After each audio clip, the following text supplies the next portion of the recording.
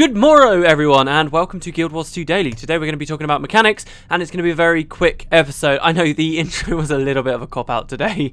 I did change the hello, though, very slightly. But yeah, basically, I am up to my head right now in editing, and I'm like totally in the zone for it. So basically, I wanted to crank out a quick Guild Wars 2 Daily for you today, so that we did actually have at least something out, and then get straight back into the editing for the lore summary, which hopefully will release tomorrow. Still thinking that should happen, but there's like loads that I want to be sorting out with it. So anyway, that's kind of what I'm doing this evening, but I did want to do a quick mechanics video for you guys. I've got two questions here. One of them's a quick question. We may as well start with that. Oh, the footage in the background is going to come from ABGW once again, so thank you very much to that. You can find a link in the description below if you want to check out his other stuff. And yeah, the first question is from Marcusel81, who said, "Hi, I'd like to ask about your opinion regarding character creation of human male characters. There's this discussion going on about why the possible characters you can create look very young, and there aren't a lot of options to create a rugged face or an older veteran looking character.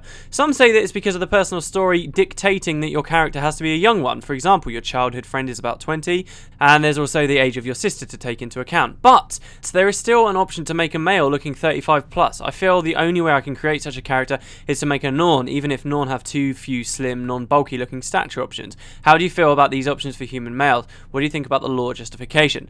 Well, I think if you're going to try and make a Norn and pass off as a human, then that's not going to go too well. You are, at the end of the day, a Norn, so I wouldn't try that. But I'm bringing this up because I think people are totally right to complain about this and see that there's a hole here. ArenaNet have just decided to go with the idea that they want all the characters to look idealistic and all of them to look beautiful in some way, pretty much. And they've essentially said to the players, oh, hey, no, you're not allowed to make a bad-looking character. Really?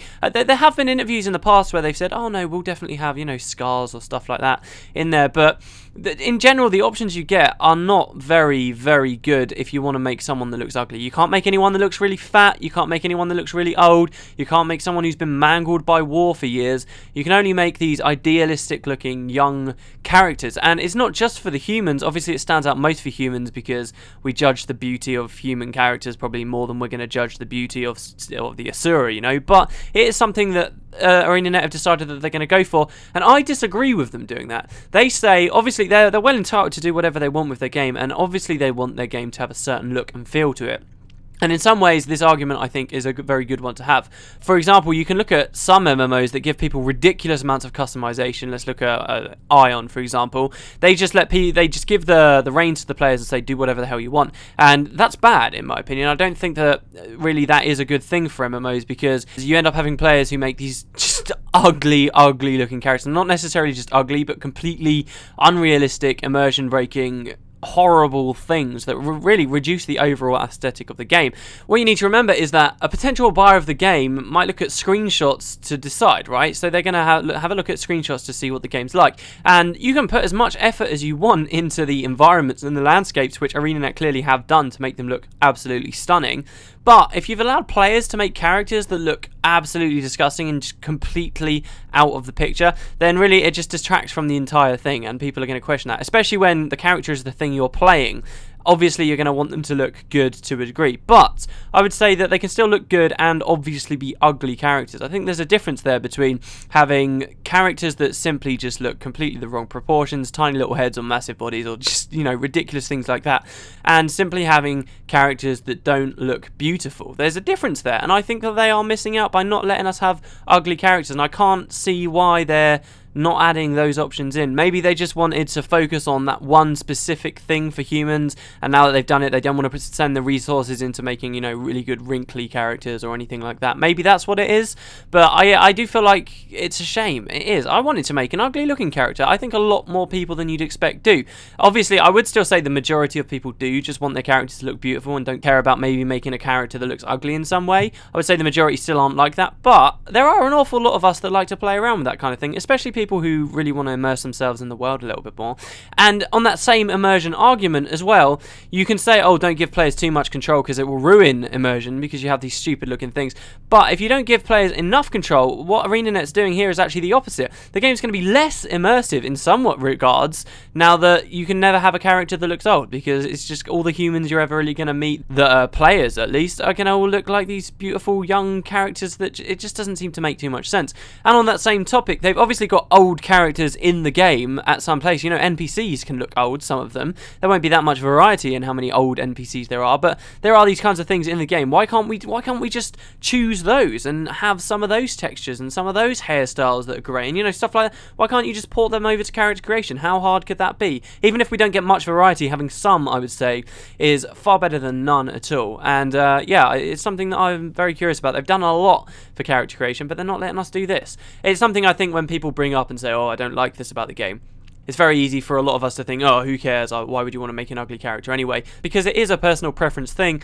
But I would say this is a significant enough number of the Guild Wars 2 fan base that want this, that maybe ArenaNet should start considering it.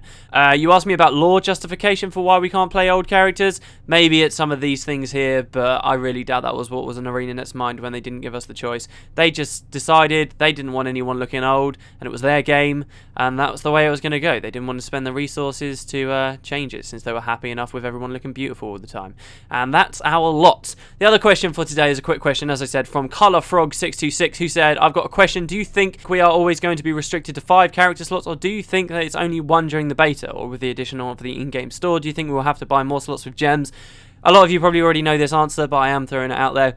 It's 5 slots. For the beta, it's 5 slots. I can't remember if they've 100% announced it, but we're all expecting 5 slots. You're going to get a character slot for every single race. If you want to play those last 3 professions, then you're going to have to buy those character slots. It's not all doom and gloom, though, because, of course, you can trade your in-game gold for gems to get those extra character slots, which is pretty damn awesome, if you ask me. And they'll probably have a very high cap on the amount of character slots you can have. It was very high in Guild Wars 1, and I'm sure it will be very high in Guild Wars 2 as well.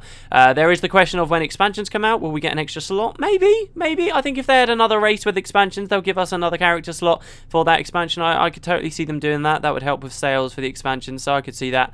But I am very much expecting 5 character slots, and as I say, that might even be officially announced at this point, and I'm just forgetting exactly where, but I wouldn't expect too many more than 5. I really wouldn't. Giving us 8 would be nice, giving us 1 for every single profession, but I think that they'd lose a lot of money on the game, really, and pretty needlessly as well if they were that generous with us, and I'd be perfectly happy with 5 slots. I really would. So yeah, that's about that. Anyway, there you go, guys. That's Guild Wars 2 Daily for today. I know it's shorter today, but I want to get this editing done. I want this out for you tomorrow. Thanks very much for watching, and I guess I will see you tomorrow. Have a wonderful weekend, I suppose. And if you're in England, have a nice Jubilee as well, if you care about the monarchy. But hey, I get 2 days off work for it, so who cares? Thanks very much, guys. I will see you tomorrow.